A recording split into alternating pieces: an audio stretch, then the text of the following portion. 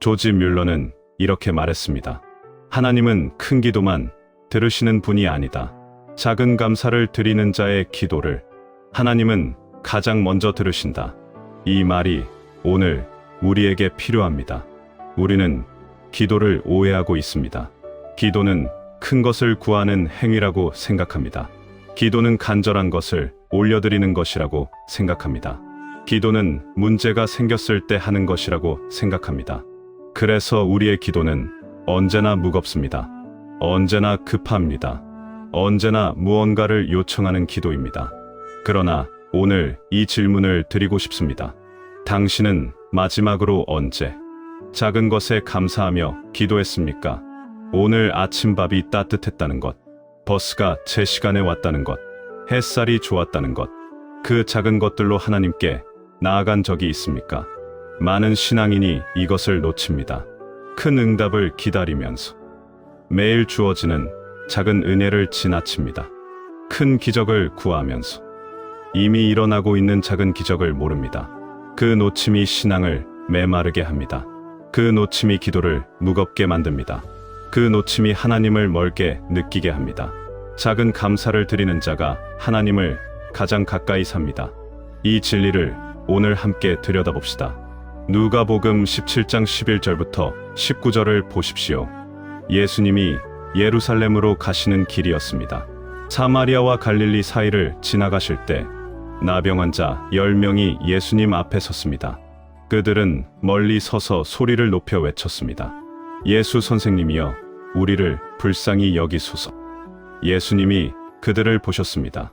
그리고 말씀하셨습니다. 가서 제사장들에게 너희 몸을 보이라. 그들이 가다가 깨끗함을 받았습니다.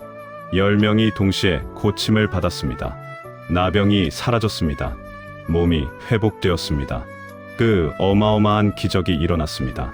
그런데 그 다음을 보십시오. 그 중에 한 사람이 자기가 나은 것을 보고 큰 소리로 하나님께 영광을 돌리며 예수님의 발 아래 엎드려 감사하였는데 그는 사마리아 사람이었습니다. 10명이 고침을 받았습니다. 그런데 돌아온 사람은 1명이었습니다. 9명은 가던 길을 갔습니다. 9명도 고침을 받았습니다. 9명도 기적을 경험했습니다. 그러나 9명은 돌아오지 않았습니다. 예수님이 물으셨습니다. 10사람이 다 깨끗함을 받지 아니하였느냐? 그 9은 어디 있느냐? 이 질문이 오늘 당신에게도 향합니다. 하나님이 당신의 삶에 행하신 것들이 있습니다. 응답된 기도가 있습니다. 지나온 위기가 있습니다. 버텨낸 시간이 있습니다. 아직 살아있는 오늘이 있습니다. 그 9은 어디 있느냐? 그 감사는 어디 있느냐? 그것이 돌아온 한 사람의 신앙이었습니다. 이 한 사람을 주목하십시오. 그는 사마리아 사람이었습니다. 당시 사마리아 사람은 유대인들에게 무시받던 사람이었습니다. 종교적으로 열등한 자로 취급받았습니다. 그러나 그가 돌아왔습니다. 배경이 중요한 것이 아닙니다. 신학이 완벽한 것이 중요한 것이 아닙니다. 오래 믿은 것이 중요한 것이 아닙니다. 돌아오는 것이 중요합니다. 감사하는 것이 중요합니다. 예수님이 그에게 말씀하셨습니다. 일어나 가라, 내 믿음이 너를 구원하였느니라. 치유는 10명이 받았습니다. 그러나 구원은 돌아온 1명이 받았습니다. 치유와 구원은 다릅니다. 은혜를 받는 것과 그 은혜를 감사하는 것은 다릅니다. 당신은 은혜를 받고 있습니까? 아니면 은혜를 받고 감사하고 있습니까? 이제 작은 감사의 능력을 살펴봅시다. 토저는 이렇게 말했습니다. 감사할 줄 아는 영혼은 항상 풍요롭다. 감사할 줄 모르는 영혼은 가진 것이 아무리 많아도 가난하다. 이 말이 당신의 현실을 설명합니까? 많은 것을 가지고 있는데 공허한 사람이 있습니다. 원하던 것을 이루었는데 허전한 사람이 있습니다. 조건이 갖추어졌는데 기쁘지 않은 사람이 있습니다. 그 이유가 있습니다. 감사가 없기 때문입니다. 더 정확하게는 작은 것에 대한 감사가 없기 때문입니다. 우리는 큰 것을 얻으면 감사하겠다고 생각합니다. 더 좋은 직장을 얻으면 감사하겠다고 합니다. 건강이 회복되면 감사하겠다고 합니다. 관계가 회복되면 감사하겠다고 합니다. 그러나 그 조건이 충족되어도 감사는 오지 않습니다. 왜냐하면 감사는 조건이 아니라 훈련이기 때문입니다. 작은 것에 감사하지 못하는 사람은 큰 것을 얻어도 감사하지 못합니다. 그것이 인간의 마음입니다. 빌립보서 4장 11절을 보십시오. 내가 어떠한 형편에 있든지 자족하기를 배웠노라. 바울이 이 말씀을 어디서 썼습니까? 감옥에서 썼습니다. 자유가 없는 곳에서 족함을 배웠다고 합니다. 배웠다는 단어를 주목하십시오. 저절로 된 것이 아닙니다. 훈련한 것입니다. 연습한 것입니다. 매일 작은 것에 감사하면서 그 근육이 만들어진 것입니다. 감사는 근육입니다. 작은 것에 감사하면서 키워지는 근육입니다. 그 근육이 있는 사람이 어떤 상황에서도 감사할 수 있습니다. 문제는 상황이 아니라 당신의 마음입니다. 더 좋은 상황을 기다리는 그 마음. 지금 이 상황에서는 감사할 수 없다는 그 마음. 그 마음이 당신을 감사로부터 멀게 합니다. 작은 감사의 기도가 어떻게 시작됩니까? 성경에서 그 모델을 찾을 수 있습니다. 다니엘 6장 10절을 보십시오. 다니엘이 이 조서에 왕의 도장이 찍힌 것을 알고도 자기 집에 돌아가서는 그 방에 예루살렘으로 향하여 열린 창에서 전에 하던 대로 하루 3번씩 무릎을 꿇고 기도하며 그의 하나님께 감사하였더라. 이 상황을 이해해야 합니다. 다니엘은 기도하다 사자굴에 던져질 수 있었습니다. 왕이 기도를 금지했습니다. 목숨이 걸린 상황이었습니다. 그런데 다니엘이 무엇을 했습니까? 전에 하던 대로 했습니다. 그리고 하나님께 감사하였습니다. 목숨이 위협받는 그 순간에 감사의 기도를 드렸습니다. 이것이 작은 감사를 드리는 자의 모습입니다. 상황이 좋을 때만 감사하는 것이 아닙니다. 상황이 어려울 때도 감사의 자리를 지키는 것입니다. 그 자리를 지키는 것이 신앙입니다. 존 칼빈은 이렇게 말했습니다.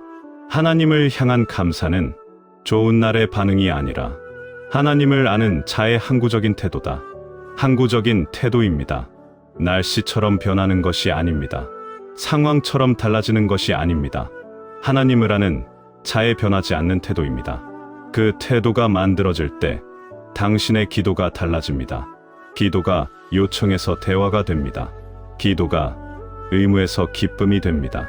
기도가 멀게 느껴지던 것에서 숨 쉬는 것처럼 자연스러워집니다. 이제 작은 감사의 기도가 삶을 어떻게 바꾸는지 살펴봅시다. 시편 103편 1절부터 2절을 보십시오. 내 영혼아 여호와를 송축하라. 내 속에 있는 것들아 다 그의 거룩한 이름을 송축하라. 내 영혼아 여호와를 송축하며 그의 모든 은택을 잊지 말지어다. 잊지 말라고 합니다. 이것이 핵심입니다. 우리는 잊기 때문입니다. 하나님이 행하신 것을 잊기 때문입니다. 어제의 은혜를 오늘 잊기 때문입니다. 지나온 응답을 시간이 지나면 잊기 때문입니다. 잊음이 감사를 죽입니다. 기억이 감사를 살립니다. 작은 것을 기억하십시오. 하나님이 이번 주에 주신 것을 기억하십시오. 하나님이 이번 달에 지켜주신 것을 기억하십시오. 하나님이 올해 함께 하신 것을 기억하십시오. 그 기억이 기도가 됩니다. 그 기억이 감사가 됩니다. 그 감사가 다시 믿음이 됩니다. 마틴 루터는 이렇게 말했습니다. 아침마다 작은 것에 감사하는 사람은 저녁마다 큰 평안으로 잠든다. 작은 감사가 하루를 채웁니다. 작은 감사가 마음을 채웁니다. 작은 감사가 삶을 채웁니다. 이것이 신앙의 실천입니다. 거창한 것이 아닙니다. 오늘 주어진 작은 것들을 하나님 앞에 가져가는 것입니다. 살아있다는 것, 숨을 쉰다는 것, 누군가의 목소리를 들었다는 것, 따뜻한 것을 마셨다는 것, 이 설교를 듣고 있다는 것, 이것들이 기도의 재료입니다. 이것들이 감사의 내용입니다. 하나님, 오늘 이것이 감사했습니다. 그 한마디가 하나님과의 관계를 가장 빠르게 회복시킵니다. 작은 감사를 드리는 자가 하나님을 가장 가까이 삽니다. 이제 한 가지 더 봐야 합니다. 작은 감사의 기도는 단순히 감정의 훈련이 아닙니다. 그것은 신앙의 선언입니다. 작은 것에 감사한다는 것은 이것을 고백하는 것입니다. 나는 이 세상의 주인이 아니라는 것. 내가 가진 모든 것이 하나님의 것이라는 것. 내 삶이 내 손이 아닌 하나님의 손 안에 있다는 것. 그 고백이 감사 안에 담겨 있습니다. 야고보서 1장 17절을 보십시오. 온갖 좋은 은사와 온전한 선물이 다 위로부터 빛들이 아버지께로부터 내려오나니 모든 좋은 것은 위에서 내려옵니다. 내가 만들어낸 것이 아닙니다. 내가 얻어낸 것이 아닙니다. 내 능력으로 쌓은 것이 아닙니다. 위에서 내려온 것입니다. 그것을 아는 사람이 감사합니다. 그것을 아는 사람이 작은 것에도 감사합니다. 오늘 아침 눈이 떠졌습니다. 위에서 내려온 것입니다. 오늘 밥을 먹었습니다. 위에서 내려온 것입니다. 오늘 이 말씀을 들을 수 있었습니다.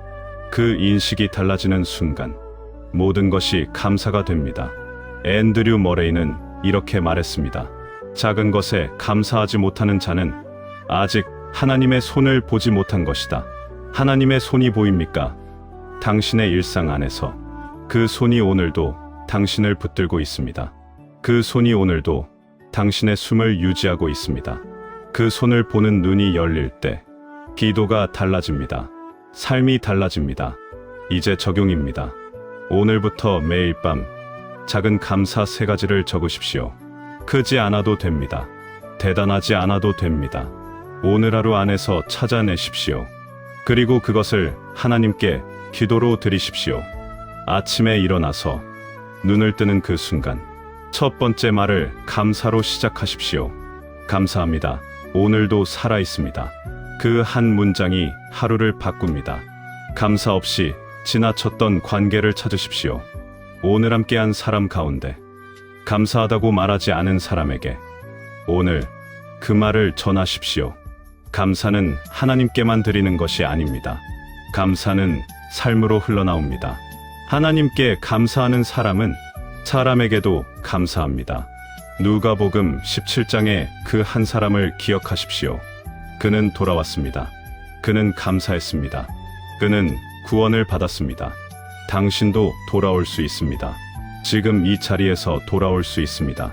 큰 것을 얻은 다음이 아닙니다. 지금 있는 그 자리에서 지금 가진 그 작은 것을 들고 하나님께 돌아올 수 있습니다. 그것이 기도입니다. 그것이 신앙입니다. 그것이 하나님과 함께 사는 삶입니다. 데살로니가전서 5장 18절을 보십시오. 범사에 감사하라. 이것이 그리스도 예수 안에서 너희를 향하신 하나님의 뜻이니라. 범사에 감사하는 것이 하나님의 뜻입니다. 작은 일에도 감사하는 것이 하나님의 뜻입니다. 일이 풀릴 때만 감사하는 것이 아니라 막혀 있을 때도 감사하는 것이 하나님의 뜻입니다. 그 뜻 안에서 사는 사람이 있습니다. 그 사람의 삶에는 무언가 다른 것이 있습니다. 환경이 달라서가 아닙니다. 조건이 좋아서가 아닙니다. 감사의 눈이 열렸기 때문입니다. 감사의 입이 열렸기 때문입니다. 작은 감사를 드리는 자가 하나님을 가장 가까이 삽니다. 당신이 그런 사람이 되기를 원하십니까? 그렇다면 오늘부터 시작하십시오. 거창하게 시작하지 않아도 됩니다. 거룩하게 시작하지 않아도 됩니다. 작은 것 하나를 들고 하나님 앞에 나아가십시오. 하나님이 그 감사를 받으십니다. 하나님이 그 기도를 들으십니다. 하나님이 그 작은 고백 안에서 당신의 삶을 더 풍성하게 하십니다. 오늘 이 복음이 당신의 마음에 닿았다면 이 말씀을 가까운 사람에게 나누어 주십시오. 그리고 댓글에 당신의 마음을 고백하십시오. 이 한 문장이 당신의 믿음을 굳게 세울 것입니다. 말씀 안에서 함께 걸어가기를 원하신다면 구독으로 동행하십시오. 하나님의 능력이 당신의 삶 위에 충만하기를 축복합니다.